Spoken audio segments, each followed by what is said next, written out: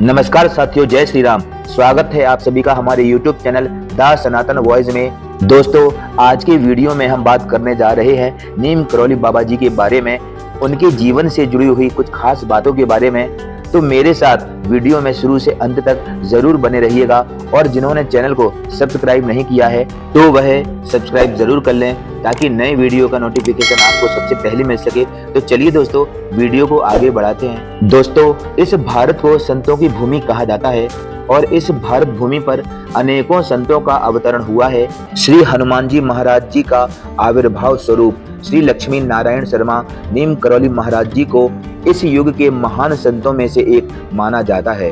Steve jobs Apple company के founder को आज कौन नहीं जानता।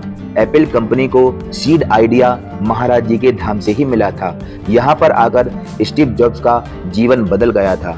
फेसबुक के फाउंडर मार्क जुकरबर्ग अमेरिका से आए। फेसबुक को नेक्स्ट और हाई लेवल तक कैसे पहुंचाया जाए, मोटिवेशन महाराज जी के आशीर्वाद से ही मिला था। और यह बात खुद उन्होंने एक इंटरव्यू भारत के पीएम नरेंद्र मोदी के साथ हुए एक इंटरव्यू में कही। हॉलीवुड एक्ट्रेस जूलिया रॉबर्ट तो यहाँ तक कहती हैं कि मैंने आज तक इनका चेहरा नहीं देखा, लेकिन फोटो में देख करके मेरा हृदय परिवर्तन हो गया और मैं भारत आई और हिंदुइज्म में डूब गई। महान क्रिकेटर विराट कोहली लगातार फेलियर पे फेलियर का सामना करने के बाद 12 मार्च 2023 को सेंचुरी आई, जो कि 3 साल बाद आई। लेकिन विराट कोहली के फैंस का मानना है कि इसके पीछे सिर्फ और सिर्फ एक इंसान का हाथ है और वो कोई और नहीं दोस्तों, नीम करौली महाराज जी हैं। विराट कोहली ने इसी धाम पर आकर सेवा की और दर्शन किए। दोस्तों, महाराज जी का आविर्भाव सन 1900 के आसपास उत्तर प्रदेश के फिरोजाबाद जनपद के अकबरपुर नामक एक छोटे से गांव में हुआ था।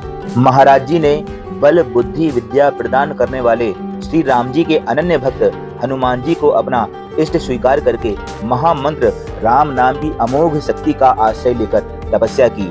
गुजरात के बावड़िया नामक गांव में उनके तपस्या करने की पुष्टि हुई है। वहां बाबा जी घंटों तालाब में खड़े होकर राम नाम जपते थे। वहां के लोग उन्हें तलैया वाले बाबा जी के नाम से जानने लगे थे।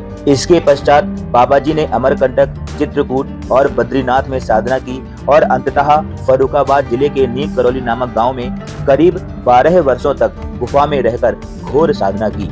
नीम करौली बाबा जी को साधना के फल स्वरूप अनेक प्रकार की सिद्धियां प्राप्त हो गई थी, जिनका उपयोग यदा कदा लोक कल्याण हेतु हो जाया करता था, जिस कारण उनकी छवि चमत्कारी बाबा के रूप में होने लगी थी।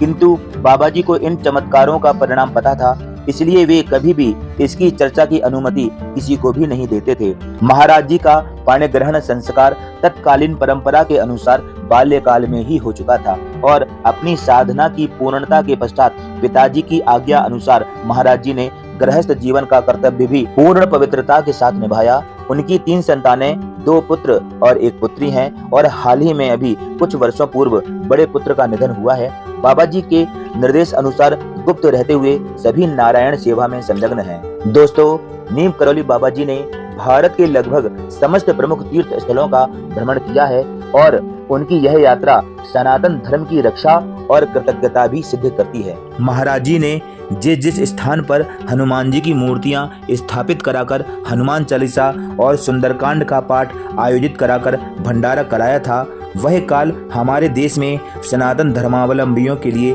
बड़ा ही क्रूर समय था। ऐसे समय में नीम करौली बाबा जी ने देश की रक्षा के लिए यत्र तत्र मंदिरों में, तीर्थ स्थलों में गुड़, चना, बतासे, पूरी सब्जी के भंडारों का आयोजन कराकर राम नाम कीर्तन, हरि नाम कीर्तन, रामायण, हनुमान चालीसा, सुंदरकांड का पाठ आयोजित कराकर सनातन धर्म को गौ भक्षकों के चंगुल से बचाया था। दोस्तों, नीम करौली बाबा जी के जीवन में बहुत सी ऐसी सच्ची घटनाएं थी जो यह सिद्ध करती हैं कि उनके अंदर एक ईश्वरीय ऊर्जा, एक दिव्य शक्ति का संचार हमेशा रहता था। एक बार बाबा जी ट्रेन में सफर कर रहे थे। जब टिकट चेकर आया तो बाबा के पास टिकट नहीं था। तब बाबा को अगले स्टेशन नीम करौली में ट्रेन से उतार दिया गया। बाबा वहीं थोड़ी दूर जाकर बैठ गए। ऑफिसर्स ने ट्रेन को चलाने का ऑर्डर दिया और हरी झंडी दी, लेकिन ट्रेन 1 इंच भी अपनी जगह से नहीं हिली। बहुत प्रयास करने के बाद जब ट्रेन नहीं चली तो लोकल मजिस्ट्रेट जो बाबा को जानते थे, उसने ऑफिसर्स को बाबा से माफी मांगने और उन्हें ससम्मान पूर्वक अंदर लाने को कहा। ट्रेन में सवार अन्य लोगों ने भी मजिस्ट्रेट की बात का समर्थन किया। ऑफिसर्स ने बाबा जी से माफी मांगी और उन्हें ससम्मान ट्रेन में बिठाया। बाबा जी के ट्रेन में बैठते ही ट्रेन चल पड़ी और तभी से बाबा जी का नाम नीम करौली बाबा पड़ गया। दोस्तों, नीम करौली बाबा जी उत्तराखंड के नैनीताल के पास कैंची धाम में पहली बार जब यहाँ आए तो उन्होंने अपने पुराने मित्र पूर्वानंद जी के साथ मिलकर यहाँ आश्रम बनाने का विचार किया था। बाबा नीम करौली जी ने इस आश्रम की स्थापना की और 15 जून 1955 को बाबा जी ने जो भंडारा प्रारंभ किया, आज वह वैश्विक स्तर पर आकर्षक एवं चर्चा का केंद्र बना हुआ है।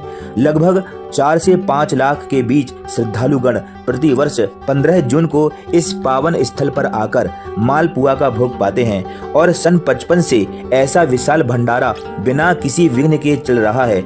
यह एक सच्चे संत के संकल्प का प्रभाव है। 10 सितंबर 1973 को वृंदावन धाम में अनंत चतुर्दशी के दिन बाबा नीम करौली जी प्रभु के चरणों में विलीन हो गए। बाबा जी का समाधि स्थल नैनीताल के पास पंतनगर में है। यहाँ एक ऐसी जगह है जहाँ कोई भी मुराद लेकर आए तो खाली हाथ नहीं लौटता। यहाँ बाबा जी का समाधि स्थल भी है और बाबा जी की एक भव्य मूर्ति भी स्थापित है। साथ ही साथ यहाँ पर हनुमान जी की मूर्ति भी स्थापित है। महाराज जी की उपदेश प्रणाली बहुत ही अनुपम थी। वो किसी से अपने पैर स्पर्श नहीं करवाते थे और ना ही किसी को मंत्र दीक्षा देते थे। बाबा जी कहते थे कि हनुमान जी के पैर छुओ और जिस मंत्र का जाप हनुमान जी किया करते थे, राम नाम, उसी मंत्र का जाप करो। नीम करौली बाबा जी ने बहुत से लोगों को हनुमान जी की भक्ति में लगा करके उनका जीवन ही बदल दिया। दोस्तों, ये थी नीम करौली बाबा जी की जीवन यात्रा के कुछ अंश, उनके जीवन से जुड़ी हुई कुछ रोचक बातें। यदि आप भी बाबा नीम करौली जी के भक्त हैं तो चैनल को सब्सक्राइब करिएगा, वीडियो को लाइक करिएगा और वीडियो को ज़्यादा से ज़्यादा लोगों को शेयर ज़रूर करिएगा। तो मिलते हैं किसी नए रोचक और ख़ास वीडियो के साथ आपसे। तब तक के लिए जय हिंद, जय भारत, जय हनुमान जी महाराज, जय नीम करौली बाबा, जय श्री राम।